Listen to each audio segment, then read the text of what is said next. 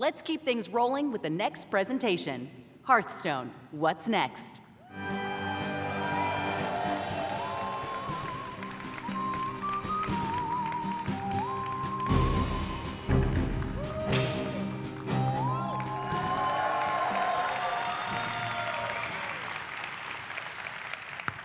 All right, I made it down the stairs, so this can only go so badly now. Hello, and welcome to the Hearthstone What's Next panel. I'm Cora, and I'm the initial design lead on the Hearthstone team.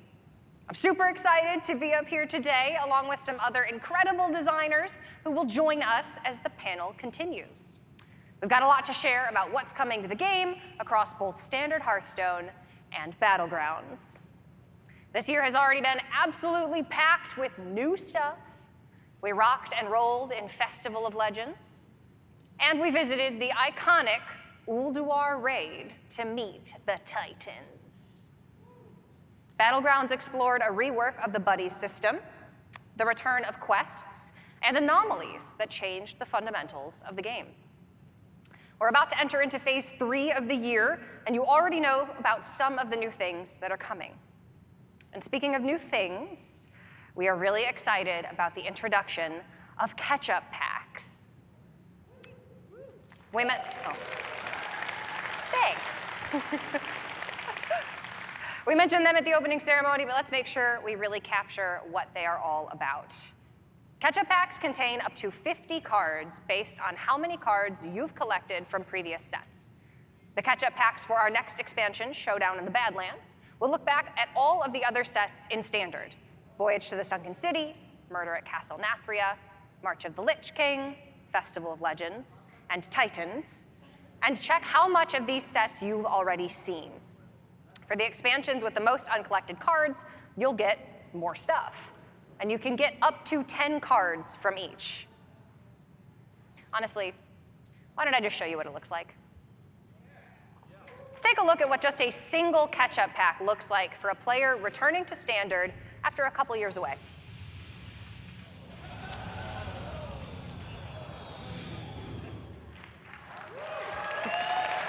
It's flashy.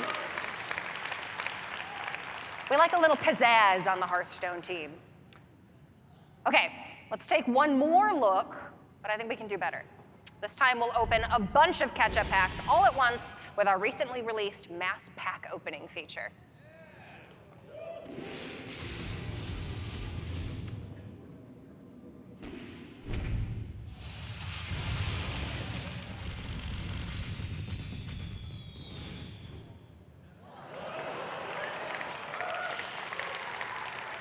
That's a lot of cards.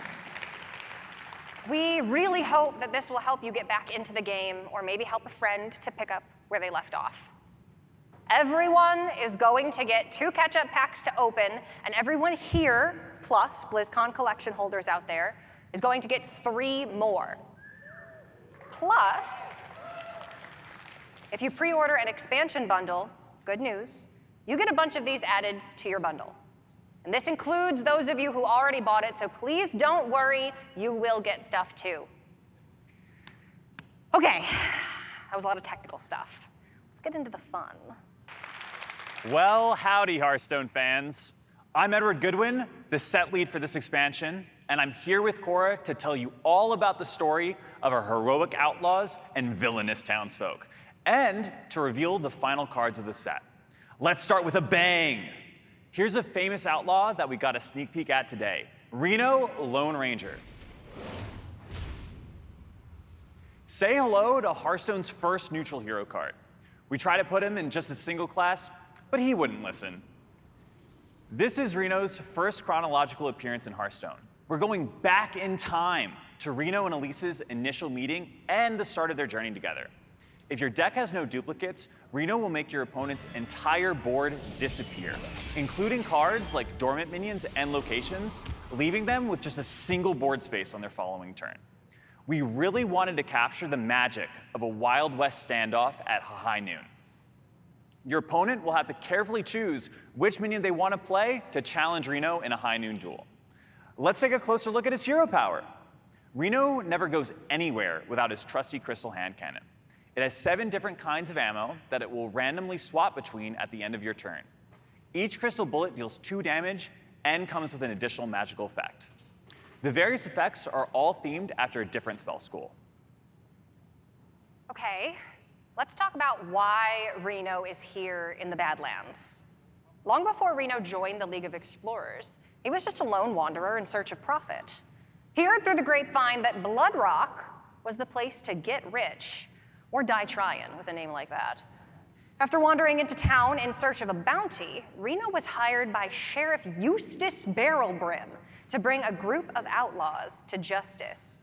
In the sheriff's own words, these outlaws were the vilest, sickest scum this side of Azeroth. But after signing the mayor's contract and pursuing the bounty, Reno found the truth. The outlaw boss was none other than the noble Elise Starseeker. Turns out the real villain was the sheriff himself, and the Azerite strip mine outside of the town was destabilizing the entirety of the Badlands. The townsfolk were digging up anything they could to get at those Azerite treasures.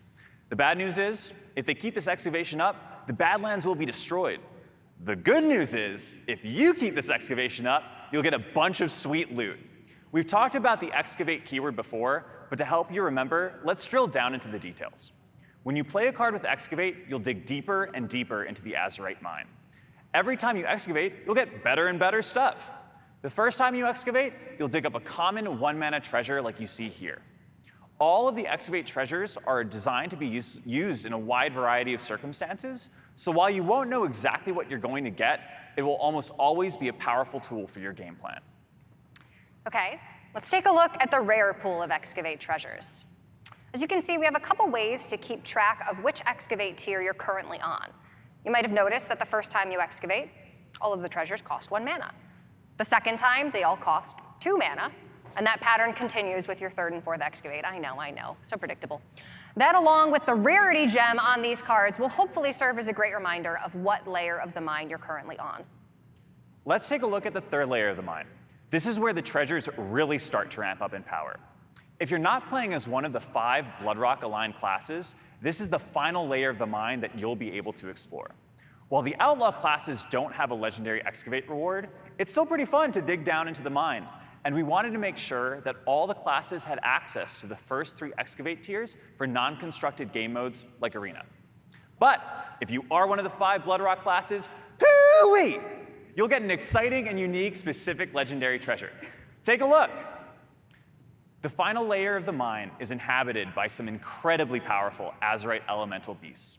We wanted each one to fit with the various game plans of the different classes. For instance, Rogue wants to excavate a bunch of times with bounce effects like Shadow Step, and Death Knight wants to play for the long game by resurrecting high-cost minions for maximum impact.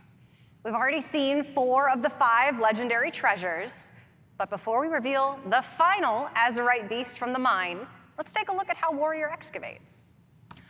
I would say that Warrior's preferred mining methods are pretty explosive.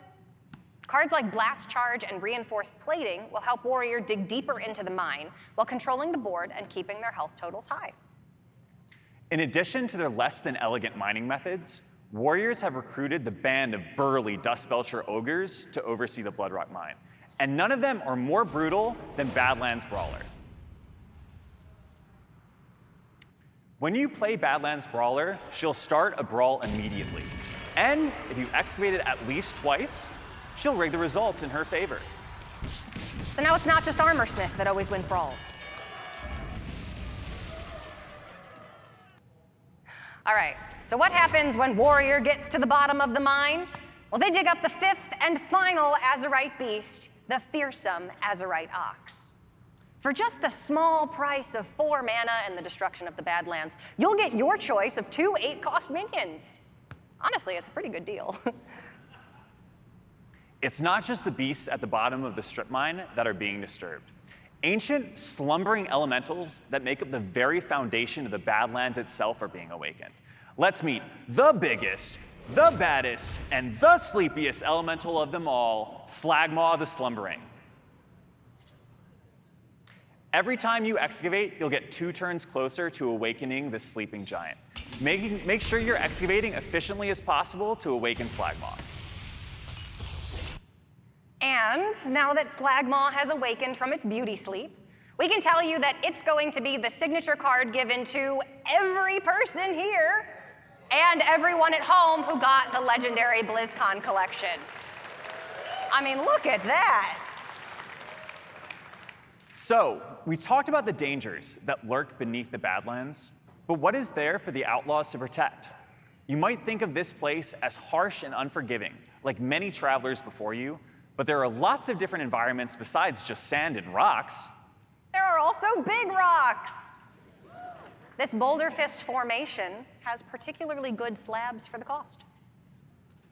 But really, it was important to us that we show the Badlands is more than just a desert. The Badlands is a vibrant and diverse environment with a wide array of both creatures and landscapes. It's not just the people that would suffer if the Badlands were in peril. I mean, check out the art piece for Living Prairie. Holy cow! Oh, that was bad. And at night, the beauty of the frontier is clear when the vibrant night sky shines on the many adventurers here in the Badlands. But remember that our heroes are sharing this land with, well, the land itself. As the Badlands splits in two, so do the elementals, like Mesa Dune the Fractured.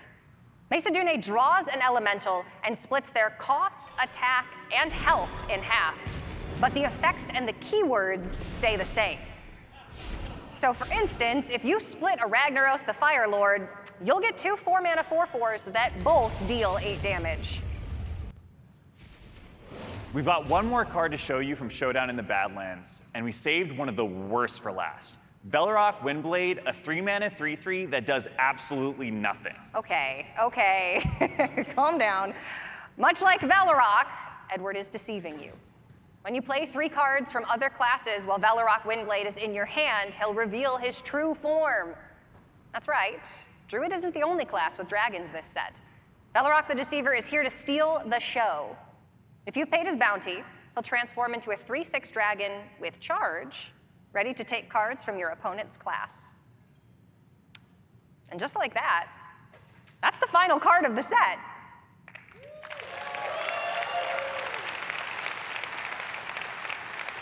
The Showdown in the Badlands launch is just around the corner on November 14th.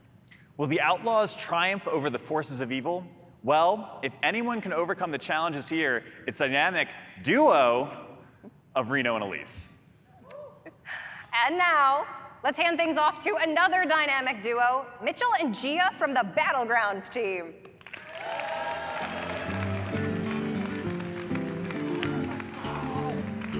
Let's go! Hello.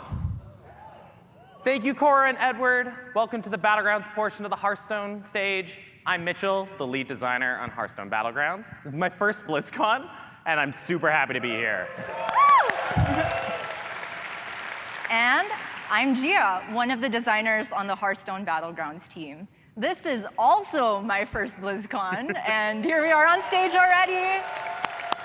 No pressure. It's been a jam-packed year for Battlegrounds so far. We released our 10th minion type in Undead, which breathed new life, or took it away, I guess, into combat-based strategies. And we introduced dual-type minions that lets comps overlap and synergize in novel ways. We also brought back the buddy system with a new and improved buddy button that gave players more agency over when to get their powerful companions. We overhauled the minion pool, adding 58 new minions, including the upbeat mechanic. We also retired Poisonous as a keyword in favor of Venomous. And we brought back the quest system with over a dozen new quest rewards. And we launched our biggest system yet with anomalies, releasing new ones every single week. We're still going. There's new ones coming out like Tuesday. And we're breaking every rule in the Battlegrounds book. Yeah, Tier 7 was pretty ambitious, but we're here to talk about something even bigger. Duos. No, not that duo. Not that one. No, not that duo. Not that one. Get that out of here. There we go, this duos.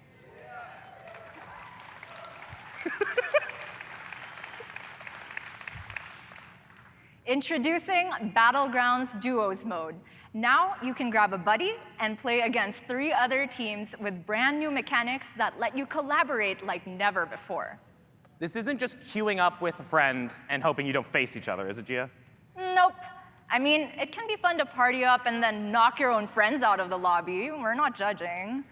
But what we on the team have long wanted is a bona fide mode where you can work together and win together. Internal playtests have been an absolute blast, as I'm sure some of you on the show floor can already attest to, and we're so excited to finally share the details with you all. Though, before we get into it, I want to give a really quick disclaimer. Duos Mode is early on in development and won't be officially launched until next year.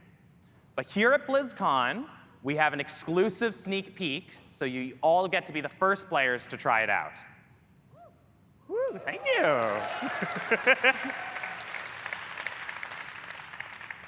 So let's break down exactly how Duos Mode works.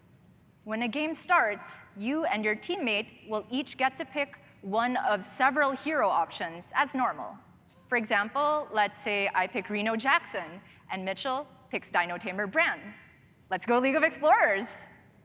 Here's what a typical turn 1 looks like for each teammate. As you can see, I have my own board in Tavern, and so does Gia. I also have my own gold in Tavern tier, so if I buy or sell, refresh or freeze, tier up or hero power, it will not affect Gia's board. That's right. We have all this stuff separate from each other. But the one thing we do share is our health total. Each team starts with 30 health, and their combined armor is the combined total of both heroes' armors that you see during Hero Select. All right, I think we're ready to zoom out a bit. Oh, okay. Yeah, so here's the whole screen. Yep, looks like a normal game to me. But wait, hey Gia, what's that blue shiny thing? That, Mitchell, is the portal. The portal is what makes duos duos. Let's say you're done with your turn and are just waiting around for combat. Wouldn't you want to see what your teammate is up to? By clicking on the portal, you absolutely can. So here's Reno on turn 1. He buys this Risen Rider, plays it, then you can click on the portal and bam, now we can see what Bran is up to. Looks like Bran's going for that Tavern Tipper. Too bad it's not gonna gain any stats this turn. As you just saw, it's like an in-game spectate button. You can see the minions your teammate buys and sells, cards they hover over, and you can even see their discover options. So let's sum up what we know so far. You buy and sell your own stuff with your own gold. You can use the portal to check on your teammate, and since each team shares health and armor, you can see them linked together on the leaderboard. With all this talk of shared health, I'm sure the question on everybody's minds is, how does combat work? Well, you go one after another as a team, but it might be easier to just show you. Let's check back in with Reno and Bran as they enter their first combat. Pay attention to how the heroes and boards change.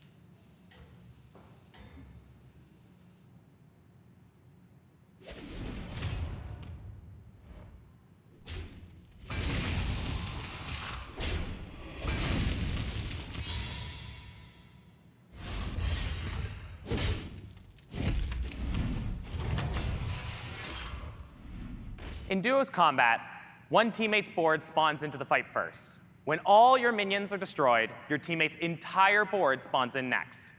And since teams share health, any damage is taken by the whole team. Oh, and if you're going first and you somehow manage to beat both opponents all by yourself, your teammate's warband will spawn in to deal extra damage. Up to the damage cap, of course. Here's a recap of all of that. How will you know which teammate's board spawns in first during combat? Well, it's whoever's hero icon is on top of the pair as seen on the leaderboard. Each team's fighter may be different every turn, so strategize accordingly. Strategy is absolutely key in duos, thanks to another new mechanic in this mode. Remember that portal? It's not just meant for spying on your teammate. That's right. You can also use the portal to pass cards to your teammate. Let's check back in with Reno and Bran on turn 2.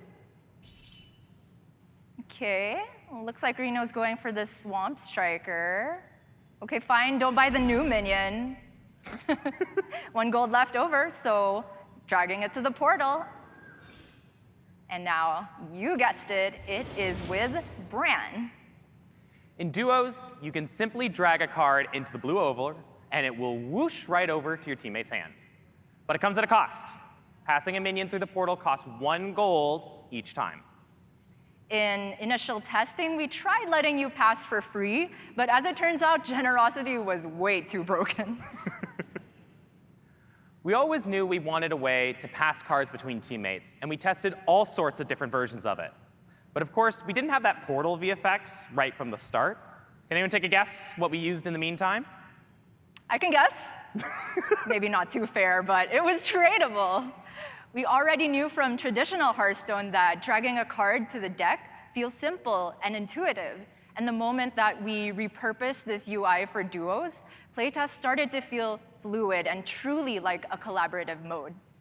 The portal has other similarities to tradable too. You can use it any number of times in a turn, as long as you have the gold, of course. And you can only pass cards from your hand through it. Once a minion is on the board, it's a no-go. Yep. And when you receive something from the portal, it goes to your hand, not your board. Speaking of, let's see how Bran does with that extra Swamp Striker from Reno. All right, gonna play that Swamp Striker, looks like. No Murloc in the shop, unfortunately, but looks like Bran's gonna settle for the Surf and Surf. Fun fact, this card was first called Surf and Turf initially until we realized it's a Naga and a Crab, which are both aquatic. Yeah, 1 gold left over anyway, so Tavern Tipper's gonna grow this time. Now we can take a look at how their second combat will play out.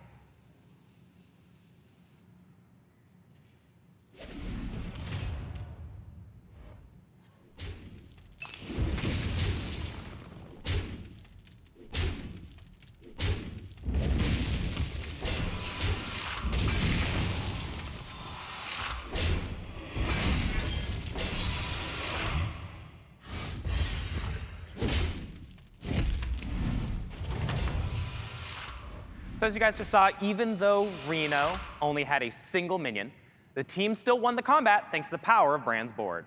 Remember, you're fighting together. In duos, there are so many new ways you can work together, and having 2 players recontextualizes how you look at the game.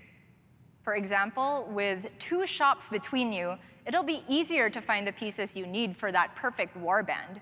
But remember, when you triple, it's only you that gets the reward. And with 2 hero powers between you, there's lots of new synergies. Right.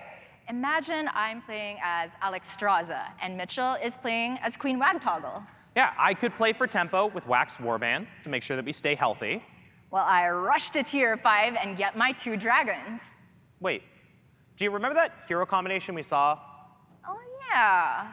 If Dino Tamer Bran gets Bran Bronzebeard the minion, he just needs to spend 1 gold to pass it to Reno. Oh, and then Reno could goldenize the Bran. Oh, Mitchell, did we balance that? Anyways, so let's talk about some other heroes. Specifically, let's talk about some duos exclusive ones. Right. Meet Cho and Gall, and their hero power, Double Trouble. Remember what I said about each teammate getting their own triple rewards? Yeah, that's not the case with these 2. Whenever one of them plays a golden minion, the other also gets a triple reward. In testing, we tried giving this power to an individual hero, but it was so powerful, we had to make Cho and Gall share it. And take note, Cho and Gall are special duos heroes, and they must always be played as a pair. You will not be able to pick Cho without Gall, or vice versa. Yeah, Cho Gall should always be together, but they're looking awfully far apart here.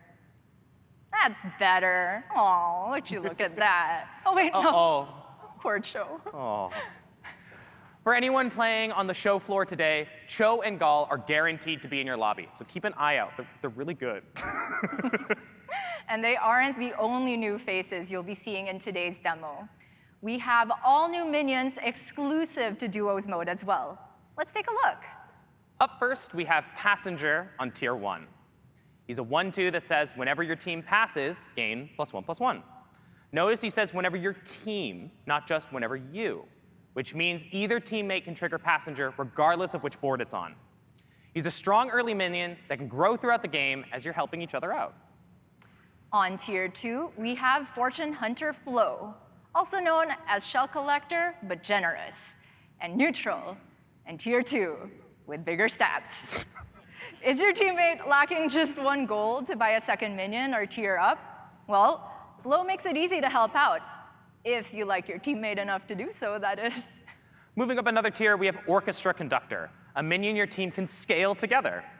Each time your team plays one, it'll upgrade all future conductors played by either teammate.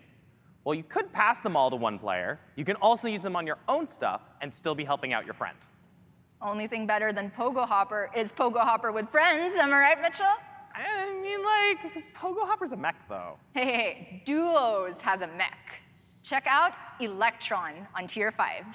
At the end of your turn, give a random minion in your teammate's warband Divine Shield. You keep this guy around long enough, and he's basically bubble wrap for your teammate's entire board.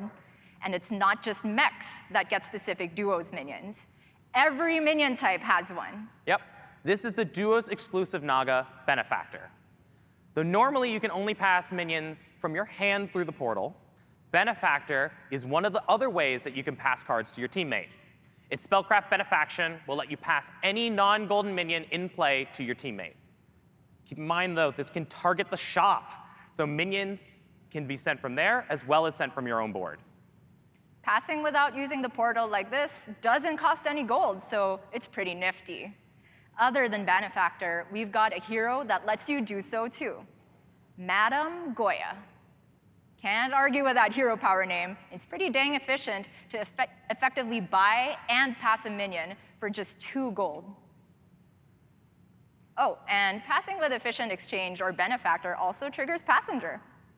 If you're thinking something like, Passenger seems like it can be awfully strong for a tier 1, you're absolutely right. And if your teammate has one, you're going to love this next hero, Phlebidinous Floop. With Glorious Floop, I can't believe I said that, you can choose a friendly minion during the recruit phase. At the start of your next combat, it transforms into your teammate's highest attack minion. Mitchell, thank you so much for introducing that hero so I didn't have to attempt to say its name again. Don't worry. Our last hero is somebody who you can't possibly mispronounce, because he doesn't have a name at all. That's right.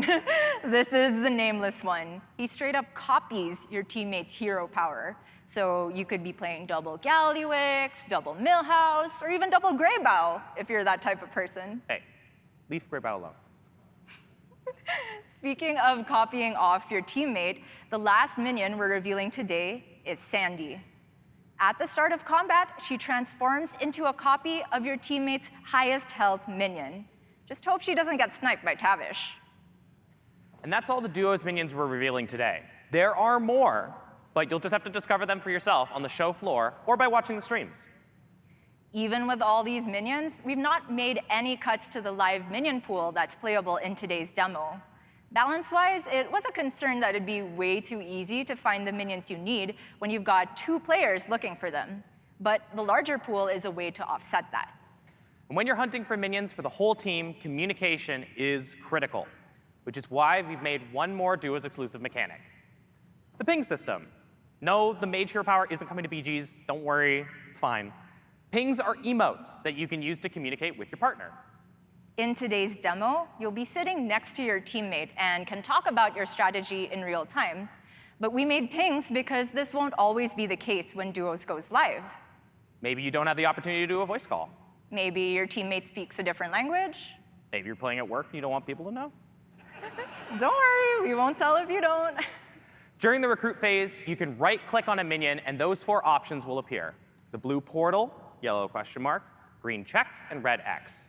Left-click a ping to select it, and both you and your teammate will see the ping on the minion. If you ping on something on your own board, the teammate will get a little preview of it through that portal. In testing, I often use the question mark on a minion in my shop to ask Mitchell, hey, you think I should buy this? And he would respond with either a check or an X to say yes or no, respectively. Or maybe even the portal to be like, pass it to me instead. OK, greedy. I can also ping while spectating Mitchell's board. Look, this green arrow pointing sideways on the imprisoner indicates that I would get a triple if Mitchell passed it to me. And this is where I'd see Gia aggressively pinging that minion in my shop. Okay, don't worry. I guess I can pass it to her. No, wait. I have a better idea. I'm gonna tear up next turn, and I want Mitchell to freeze the minion until then. How to let him know? Well, I can simply ping the freeze button. Yep, in Duos mode, you can ping pretty much any card or button you can interact with as long as it's during the recruit phase. I could ask my teammate, hey, should I refresh? Or tell them, don't tear up this turn. Or, if I want to be a real agent of chaos, ping them the portal on their hero power. To clear a ping, you can either right-click, then click away, or wait till combat automatically erases them. Now, there's one last emote you already know from traditional Hearthstone, but we're going to steal it real quick. Thank you for listening. Working on duos. Oh, yes, thank you. I'm just so excited. Working on duos has been an absolute joy, and I'm so excited to get to share this new way to play with everybody here. Yeah, in playtests, I said multiple times that Duos is the most fun I've ever had playing Battlegrounds, so it's a real pleasure to finally invite everybody to try the mode. But remember, this is an exclusive early demo, and a lot of designs could still change between now and when we officially launch it. But you can try everything we have so far right now in the demo area. You can line up with a friend, or maybe make a new one playing duos. And when you're done, please fill out the survey to let us know what you think. Your feedback is very valuable to make sure Duos is the best it can possibly be when it launches next year. And to everyone at home, you can still check out Duos by watching your favorite streamers today and tomorrow. Check out our blog post for more details. Thank you so much for joining us today. Have a great BlizzCon, and we'll see you in the tavern.